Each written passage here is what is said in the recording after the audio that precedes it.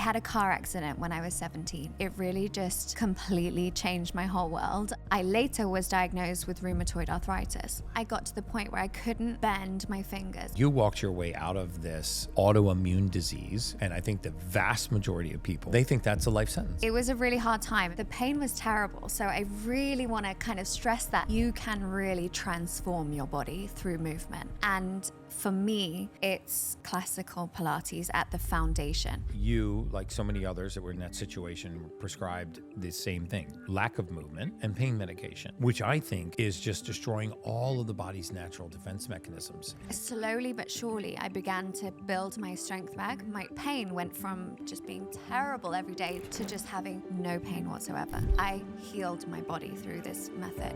You were able to overcome an autoimmune disease. My mission is to really show people that you can change your life in the same way that I've changed my life. Now that you've conquered rheumatoid arthritis, what does a typical day or week look like for you? What types of movement are you doing? And what's your diet look like now? One thing I really want to kind of express and get out there is that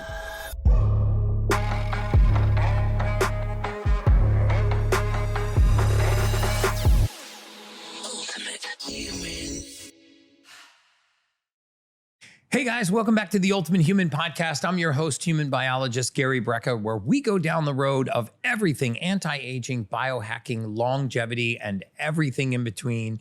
And today's guest is a super, super special guest because we have a 2-for-1. We actually have two guests on the podcast today, but only one of them is going to talk during the podcast. Hopefully only one of them is going to talk during the podcast. It is the first time that we have had a beautifully pregnant female on the podcast, and there are going to be lots and lots of questions we're going to get answered.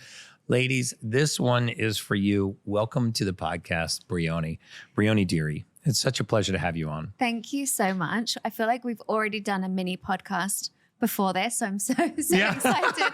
Yeah, all of my guests, we do the same thing. We start talking before the cameras roll, and my staff will always come over to me and be like, save it for the podcast. Yes. You know, get on the podcast and start talking about this. There's a theme that kind of runs through a lot of my podcast guests. In fact, the vast majority of them. And it's that I find that the most impactful people, the people that are the most purpose-driven and passionate, and the most impactful, have solved the problem in their life. Usually they have gone through some kind of journey, and it was coming out of that journey where they found their purpose, they found their passion, and now they're making a massive impact. It's not necessarily because they're a PhD or an MD or a researcher or a biohacker. It's because they were faced with an overwhelming problem and they had to solve it on their own. Yeah. And I think that is very germane to your journey. And I'd love if you would, for my audience's sake, if you would just share your journey into what brought you here today and what was that turning point that really... Yeah, of course. Well, thank you so much for saying that. And I really agree. And I think that my mission is to really show people that you can change your life in the same way that I've changed my life. So I guess to give you a bit of context, I think the most relevant thing that has happened to me in my health and wellness journey is I had a car accident when I was 17. So I was on my own, had this car accident, and it really just completely changed my whole world. I was taken out of the car on a spinal board, had to wear a neck brace for a really long time, was taking tramadol, which was just crazy. And that's a whole other... Yeah, you had head, neck, and exactly. spine injuries, hip injuries. So my pelvis was twisted. Exactly. So it was a really hard time. And being 18, you're just trying to figure out life anyway. Yeah. And to cut a long story short, I was going in and out of the hospital. I was in terrible pain every single day, in tears every single day. And I would go to the hospital, see these different physiotherapists. And eventually I found one that was amazing. And he introduced me to this form of physio and healing my body that now I know was classical Pilates. Wow. And you met it through the hospital? Yes. I'm really shocked by that. I mean, first of all, that's amazing because, most people's journey when they're going through that kind of critical care, Doesn't end up talking No. to somebody who's a Pilates instructor. Exactly. And I'm so grateful for that, because that, Yes. of course, changed my life in terms of the pain, but also has kind of brought me where I am today, because he really understood that, okay, you have this pain now, you've just had a car accident. He understood the power of the core and creating a strong core. So he said, you have back pain, you have all these different things going on in your body. You need to make sure you have the strongest powerhouse, which is your core. So, and again, I'm 33 now. So this was a long time ago. There was no trendy Pilates studios at the time. Right. It wasn't the fashion. Like, the only way I could do Pilates was to either go and see him or join ladies that were kind of over 60, 70 years old. Right. And it was definitely not what it is today. How long ago was this? When I was 18. Wow. Yeah. So slowly but surely, I began to build my strength back. My pain went from, as I said, just being terrible every day, relying on the tramadol, to just having no pain whatsoever. Like, I healed my body through this method. And it was just so incredible to see that shift from the movement. But at the time, being 18, I didn't think, consistency matters. Yeah. I think too that, what's fascinating, because I'm familiar with your story. Yeah. And you, like so many others that were in that situation, prescribed the same thing. Lack of movement. Yeah. And pain medication. Yeah, bed rest. Exactly. Just a neck brace, bed rest, and pain medication, which I think and would argue is just destroying all of the body's natural defense mechanisms and all of its ability to heal, to just lay still. We know that sitting is the new smoking. Yeah. And sedentary lifestyle is actually the leading cause of all-cause mortality. And years ago, we discovered in orthopedic surgery, the old adage used to be, after surgery, immobilize it as long as you can to let it heal. And then they started realizing that wasn't the right thing. Maybe early mobilization in orthopedic injuries is the right thing to do. Yeah. So you healed by doing the opposite. You healed through motion rather than just being sedentary. And the other thing it did was completely take me out of my social circles and socializing in general, which is another thing that is just so counterintuitive to your healing. So it was just kind of making me stay at home, not see my friends, not be out there. My confidence was down. I couldn't sleep when I came off tramadol. So then they put me on antidepressants. Oh my God. To help me sleep. So typical. Yeah. So antidepressants to help you sleep. I know. Wow. And it was just such a crazy journey. And at the time, I feel the world now is so different when it comes to wellness and so advanced, and we're more empowered to ask the questions and to kind of push back a little bit more, which is amazing. And we're our own advocates. Whereas then that didn't exist. Oh no. Especially not for an 18-year-old. And my parents were just doing the best that they could, thinking, trust the doctors. We're not doctors. So sure. So anyway, then I didn't see the power of consistency, and I thought, perfect, I'm healed. I'll just go and do these crazy different workouts, HIIT training, Barry's, all of those things, which I'm definitely not saying are a problem or bad, but I was doing it to a level which was really kind of... It became your new addiction. Yeah. And it was breaking down my body. And also, I later was diagnosed with rheumatoid arthritis. Wow. So you have the accident. Yeah. You heal through movement and Pilates, and luckily had a physio that knew what they were doing. Yeah, so I'm sure he started you low and slow, and then slowly rehabilitated your core. And was it as your core got stronger, the pain got less? Yeah, completely connected. Because starting while you're in pain has got to be so hard. I mean, there's a lot of people watching this podcast right now and going, "Oh, that's all well and good for her."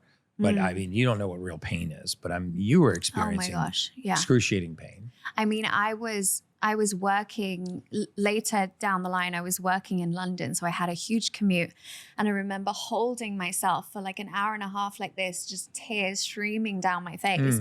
The pain was terrible. So I really want to kind of stress that in the sense that you can change that. You can really transform your body through movement. Wow. And for me, it's classical Pilates at the foundation. Whether you add on strength training, which I think is amazing, which I do, classical Pilates is so relevant in that type of movement. Can you explain what classical Pilates is? Yeah, sure. So classical Pilates was created by Joseph Pilates.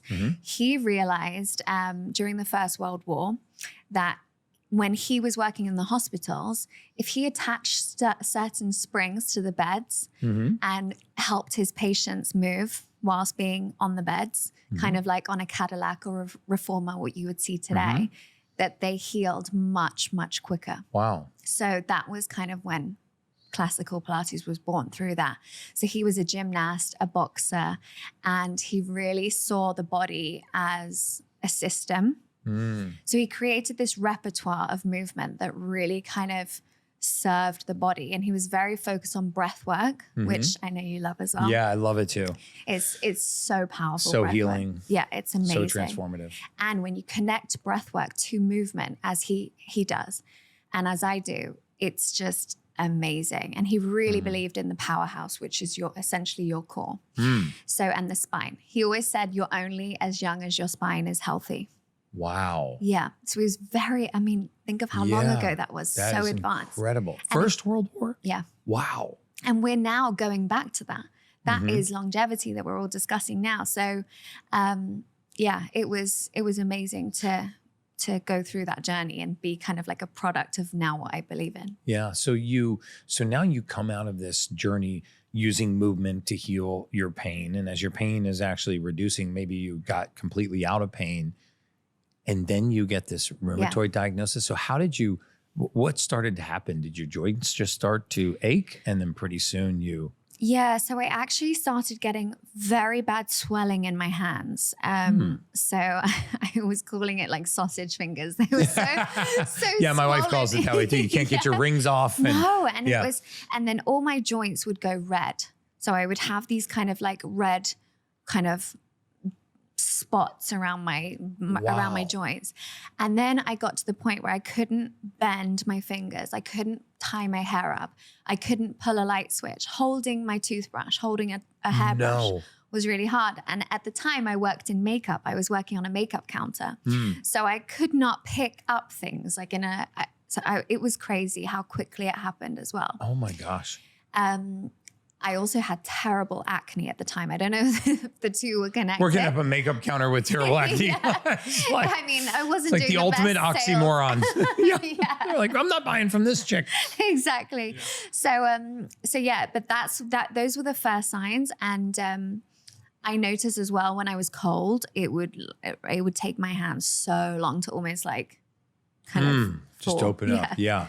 So I noticed it first in my hands and then my elbows and feet and wrists. Wow. And and then I went to a doctor. They told me, you're way too young for anything like that. It's not arthritis. So then they gave me a cortisone injection then and there. And they said, this will clear it. And it did, as we discussed. Yeah. It did. And then of course it came back and it came back and it came back. And then later on in Switzerland, actually, I was eventually diagnosed with rheumatoid arthritis. Wow. Yeah. And that's when I was suggested to go on these regular twice a month injections. Yeah, those are corticosteroids that we know now, that we knew this in the mortality space years ago, that because we had all of this data on mortality and we had years and years of medical records on hundreds of millions of people that had taken out life insurance, that when you started taking corticosteroids, initially they would be anti-inflammatory, like you experienced. It goes away and you're like, oh, this is the panacea, thank God. But long term, they eat your joint like a termite.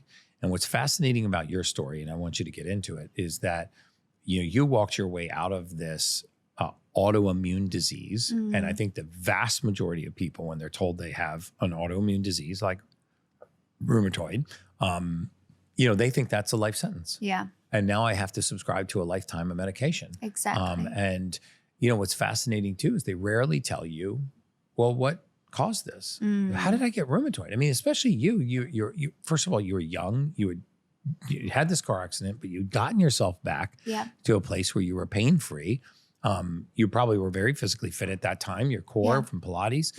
And now all of a sudden you have rheumatoid. And I'd love to take a dive into that. What was going on diet-wise, stress-wise, sleep-wise, emotionally, what was going on, you think, around that time that could have triggered the rheumatoid? So I actually, after the car accident, after I realized I was healed, I then kind of didn't keep up the Pilates. So then when I was diagnosed with rheumatoid arthritis, Pilates was not a regular thing in my world. So then once I was diagnosed with rheumatoid arthritis, I then went back to doing the Pilates. That's when I kind of refound. Anytime I was going through something mentally, physically, I always found myself going back to that practice. Wow. Yeah. But lifestyle wise, I think I was very disconnected to myself at the time. I had very low self-worth. Like I would never have done anything like this. And 5 years ago, I was a completely different person. Wow. Super shy, really not confident public speaking, and even to 5-10 people in a room. Wow. And I think I had such a disconnect from my mind to my body. It showed up in my skin, it showed up in arthritis. So I think I was in this like constant fight or flight zone. Makes a lot of sense. Yeah. So I felt that. And you could also see it in my face. Yeah. I was living in Switzerland. So I was eating a lot of dairy. I don't know if that had any impact. I do eat dairy now, but I went through a period of time of cutting it out. And it was obviously quite cold in the winters. Yeah. So I think just high stress and just trying to kind of get by and figure myself out. That was kind of my... What's astounding is about 82% of all autoimmune is in females. It's in women. Yes, I read that. So the vast majority of autoimmune disease affects women. And there's no sexual predisposition, like from a biological standpoint. There's nothing about being a female that predisposes you genetically to rheumatoid arthritis or to any autoimmune disease. But the prevailing wisdom now is that, women are very often they get caregiver syndrome, which is putting the needs of everybody else before the needs of themselves. Especially women that have children, they have a spouse, and they have a career, and they're trying to juggle all of those things, and they just put themselves in the back seat. They have a tendency to ruminate on things more than men do. And so that stress bucket just keeps filling until it just overflows. And all of a sudden your immune system just lights up. Yeah. And you wake up one day you're an otherwise healthy female and you've got Hashimoto's because it's your immune system is now attacking your thyroid. Or if you have rheumatoid and it's attacking the synovium of the joints. What's more fascinating to me is that you were able to put that in the rearview mirror. And I want to talk about that journey of walking yourself out of rheumatoid. And then I want to go down the pregnancy route because while I've got the only pregnant woman on my podcast, we definitely, you're hiding it well. You got your legs crossed and your arms folded, but wearing black. We have got a bun in the oven. Because, I have a large female audience and there's such a paucity of information on nutrition and especially exercise during pregnancy, which I want to touch on as well. Oh, I can't wait to get into that. So we're going to get into that. But continue with me on the journey of walking yourself out of the rheumatoid. You cleaned up your diet. You got rid of dairy. So you started getting militant about your diet. At that time, it must have been hard to go back to Pilates too. I mean, your first round was in excruciating pain. Your second round, you have an autoimmune rheumatoid. So there were small things that I did at the time. I went back to Pilates. That was a big thing for me at home. I was just reconnecting to myself. And what was amazing is that I felt not only I was getting stronger in my body, but the thing with classical is it's so precise. The form and the breath work and the precision, there is so much going on that you are completely free in your mind. Right. You're all in your body. You're that deeply connected. So I think that helped calm my nervous system down. I did things like meditation. I didn't do breath work just yet, but now that's a big part of my... Huge part of my day too. Yeah. But at the time, it wasn't so popular. I didn't really know about it, but I meditated and I always had a journal. I always loved to write ever since I was at school. So I did these kind of like small wellness practices. I cut out dairy. Okay. I actually became vegan almost with the exception of fish every now and then. Okay. So again, that was kind of the time when plant-based was at its highest. Yes. And that was the most healthy thing to do, everyone was saying. And I can't believe you would eat meat and do these things. I know. So I was just trying. Such nonsense, by the way, but. Yeah, exactly. And I was trying so many different things, just wanting to go the natural way. So I did start to feel the difference, feel the shift. Wow. And I think what really made the difference was the full body alignment and also relieving my body of that tension. I think we hold so much stress, and we can look into so much data, and we're so lucky now that we have so much science and data available to us. Right. But at the end of the day, your body tells you. Right. If you listen to it. Yeah. And my body was telling me, calm down. Like, do what you can to be strong, but also mind and body.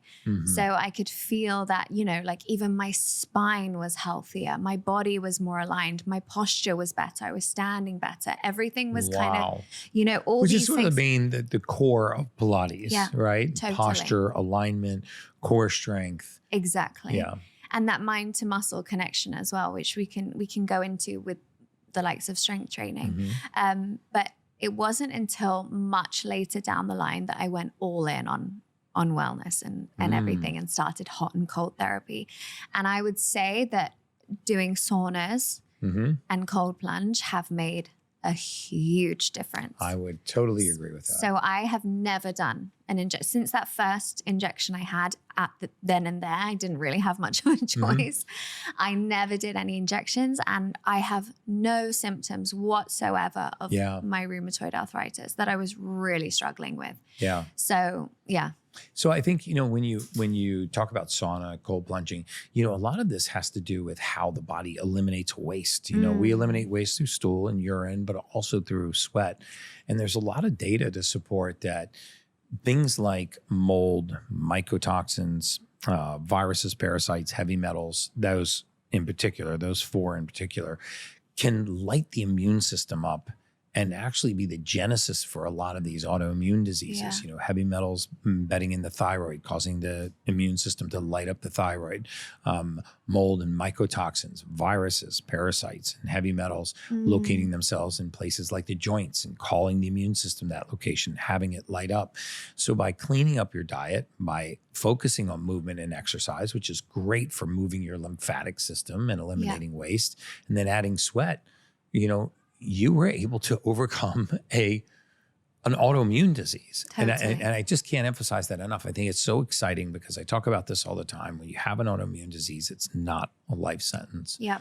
But I want to shift gears to what we were talking about before the podcast, because you came in and said that you had seen a podcast of mine where I talked about methylfolate. Yes, Lauren and Michaels. Yeah, Lauren and Michaels. Yeah, shout out to Lauren and Michael Bosick. The best. I love those guys. They're They amazing. are I've been on there twice, and they're just amazing humans. And I think they're doing great things in this world. But you look a lot like her, by the way. You guys are sort of twinsies. That's a big compliment. I'll take it. Thank you. You're both beautiful. You thank both you. were pregnant, not at the same time. Yes. But Almost. But, and you switched up your supplementation to methylfolate, and Yes. maybe it was coincidence, but you got pregnant very shortly thereafter. Yeah. I mean, I'll take 15% credit for that. I think you should take a lot. And you got pregnant shortly thereafter. And so Yes. far, how far along are you? So I'm just over 7 months pregnant. Oh, okay. Yeah. We're way down the choo-choo track. I know. You do not look 7 months So pregnant. any minute now, guys. This is the Well, first I mean, live yeah, birth. okay. Don't start having contractions on the podcast. I would feel in good hands. And so I really want to get into what you've been doing to stay healthy and move during pregnancy. Because I mean, everybody's like afraid to touch the pregnant women. I don't my want to give gosh. them any advice. Definitely. And that's something that I definitely noticed before getting pregnant, but when you are pregnant and in the thick of it, you feel everything so heavily. Yeah. So I think there's a lot of fear mongering. And one thing I really want to kind of express and get out there is that you need to train for pregnancy. So if you are, obviously, if you're pregnant, congratulations, is amazing. But if you're thinking about getting pregnant, you need to get into the best shape of your life. That's such good advice. That will carry you through more than you realize right now. And during the pregnancy, you will see and feel the effects of that beyond words. And I can't tell you how much it's saved me, because the hormones during pregnancies, the ups and the downs are wild. And there's so much you can't control, but that is something that you can control. Yeah. And I really encourage movement during pregnancy. Of course, if you have never moved and you have lived more of a sedentary life, then starting an exercise during pregnancy is not recommended, they say. But you know, if you can get very, very strong before pregnancy, going into it strong, mentally, physically, you will also not only have, as research has shown, an easier birth and easier postpartum, but you will also feel yourself like for moments in the day, just because you need that. Yeah. And I think there's so many women are afraid to do anything during pregnancy, and there's such a paucity of information. So what does a typical day or week look like for you, you know, in terms of movement? Like what types of movement are you doing? And because obviously exercise has to change somewhat when you're pregnant. Yeah, it does. But actually it doesn't in the first trimester. Okay. So for the first 3 months, you don't actually need to make any changes. I was doing our hardest challenge on the app. We had a 6-week transform 6-week challenge. And I was waking up at 6 a.m. doing 45-minute live classes. And I was in the thick of the sickness. And you were in the thick of like the nausea, the everything? Oh, it wow. It was really tough. But I will say, like, I would hype myself up in the bathroom beforehand with a song and then go down, do my live. But for that 45 minutes or half an hour, whatever it was, I felt like me. And I felt, okay, this is only going to help me. Do this one thing for yourself, because the rest of the day is just going to be how it is. You know, anything goes when you're in that sickness. So for the first trimester, do exactly what you can and exactly what you were always doing. Yeah. That would be my advice. Of course, you have to say, check with your doctor. Right. But then in the second trimester, that's when you'll slightly modify your workouts, especially with core work. But there's so much that you can do that doesn't involve crunches. And it's also a myth that you can't train your core during pregnancy. Wow. You absolutely can train your core. And you can also do it using your breath. Wow. Yeah. So what does a breath work routine or breathwork technique look like for you, during pregnancy? Is it something you do in the morning? Is it something you do consistently? Yeah. So I can actually talk you through it if you let's want. do it. It's really quick. Okay. So you can do this any time of the day, but I also really encourage you to do it before you work out, even if you're lifting in the gym. So if you come into either a standing or seated position and you bring your hands onto your rib cage. My rib cage is there somewhere. Yeah, mine's higher. Okay, so you're going to take an inhale. Breathe into your hands. Breathe into your rib cage. Fill yourself up. Exhale. Draw that rib cage in and pull the belly button into the spine. Can you almost feel you're doing a crunch? Good. I can't feel the baby, but I feel the crunch. I can, don't worry. Okay. 2 more here. So inhale, open up. Really expand into your rib cage. Exhale. Draw that rib cage in. Good. Let's do 1 more. Inhale, open up. Exhale. Pulling in. Belly button pulls back to the spine. Good. So I start every class with that because what we can do using that breath is apply that to movement. So if we inhale on an extension, for example, if you're in a crunch. So if you inhale as you reach back and your elbows stay wide, that's also key. Exhale as you curl into yourself and you're pulling the rib cage in, you're getting that extra connection to your lower abdominals. The results I've seen where people apply breath work to movement physically is insane. Wow. Yeah. That's you will so unlock a different side of your results if you connect your breath with your movement. So you use this to go into your Pilates movements. You're telling the body we're getting ready for movement. Yes. It's like warming up before a run. Exactly. So we'll start every class with that, but we'll also add that in throughout. But you can do it, if you're on the squat rack, you inhale as you go down. Yeah. As you exhale, as you lift up, your rib cage is pulling in. Right. So not only are you preventing injury, you're lifting from a strong center. So why would you not habit stack Why would you Yeah. not make your workout more effective? I love that. Yeah. And what is a typical Pilates? I mean, we don't have the equipment in front of us, but let's say, there's going to be a number of pregnant women watching this, or females that are about to get pregnant. What can they do from home? I know you have an app, right? Yes. Okay. Yeah. So that's great. So we're going to talk about that at the end of the show. Yeah. Because, a lot of pregnant women are a little self-conscious, maybe going to the gym. Oh, completely get that. And so, I feel you guys. And so we actually have another pregnant woman in the audience with us today. Brianna's my chief of staff is pregnant. Thank you so much. This is the second ultimate human baby we've had, by the way. Yeah. First. Oh, it is the first ultimate human girl. Yeah, we got a boy and a girl. Oh my gosh. Amazing. And they're all named after me. The first one was Gary. Exactly. This one's Garyette. And we're all taking methylfolate. No, they're definitely all taking methylfolate. So walk me through a typical at-home Pilates routine for.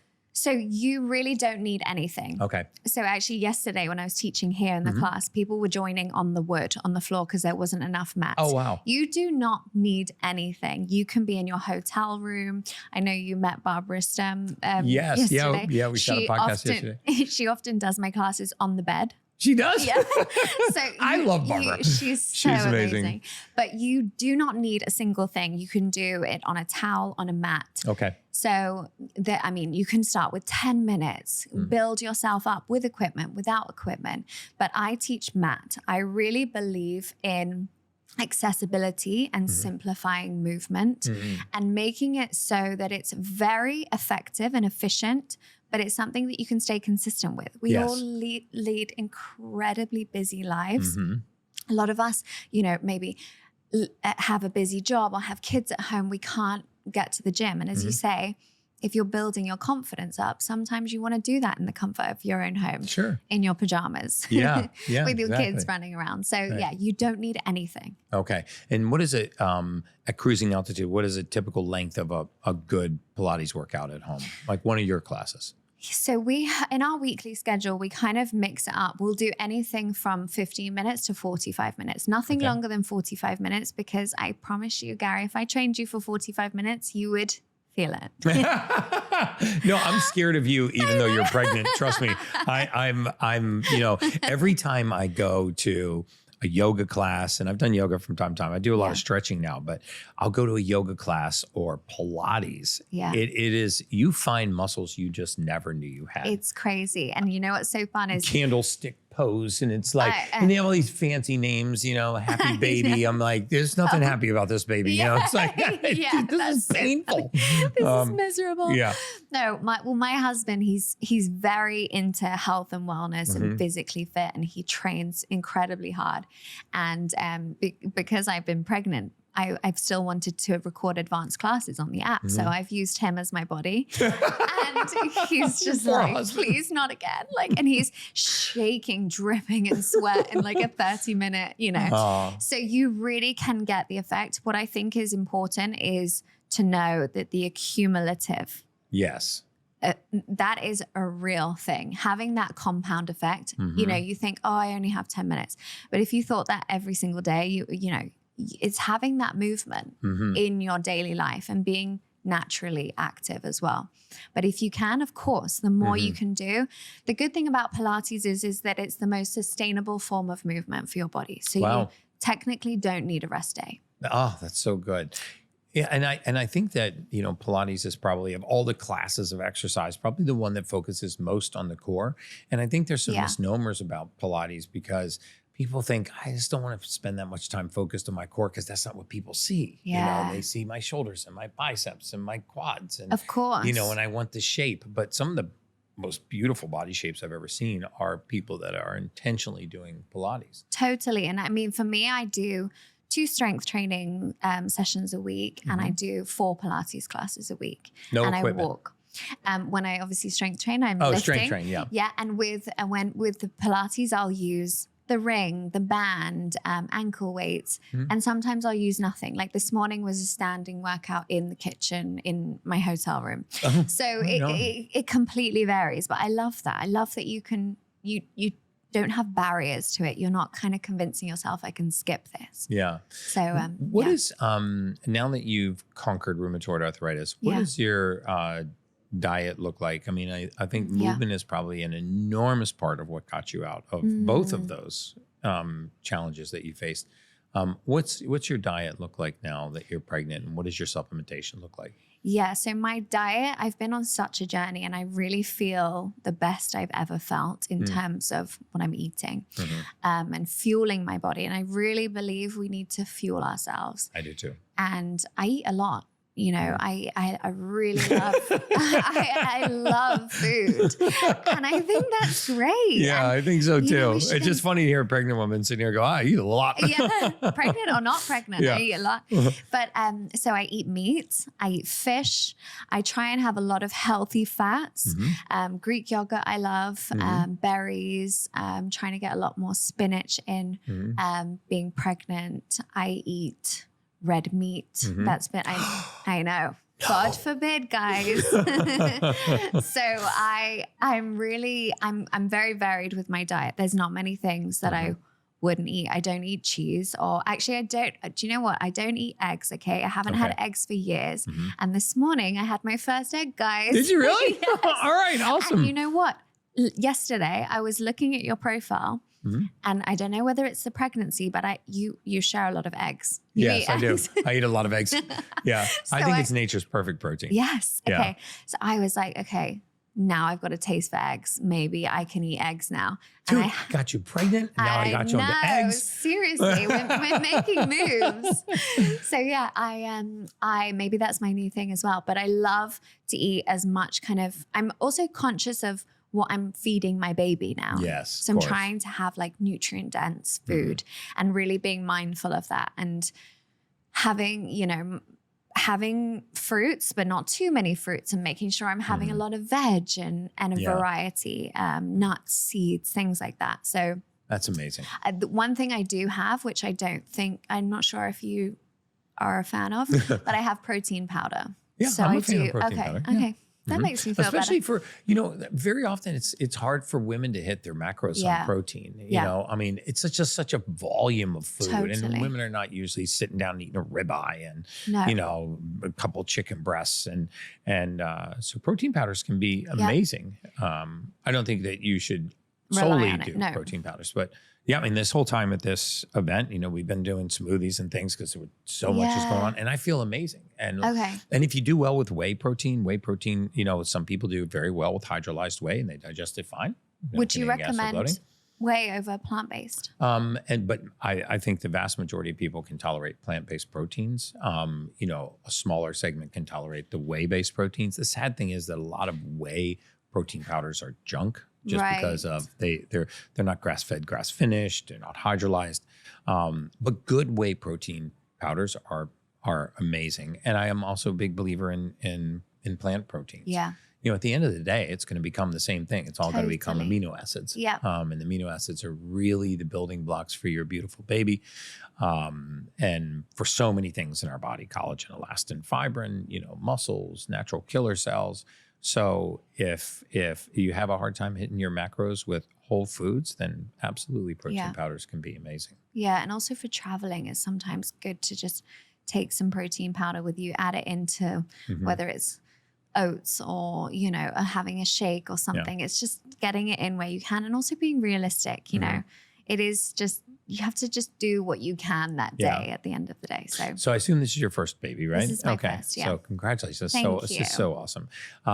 Another huge issue I'll just touch on before we wind things down is infant formula. Yes. You haven't started, breastfeeding or infant formula. Obviously, breastfeeding, hands down, there's nothing that compares to mother's natural milk. But have you been down the road of investigating infant formulas yet? Yes. Because you will be if you're not. I know. And actually, I'm so interested to hear your opinion on it. And I think also to touch on this, so much judgment in pregnancy. And so much.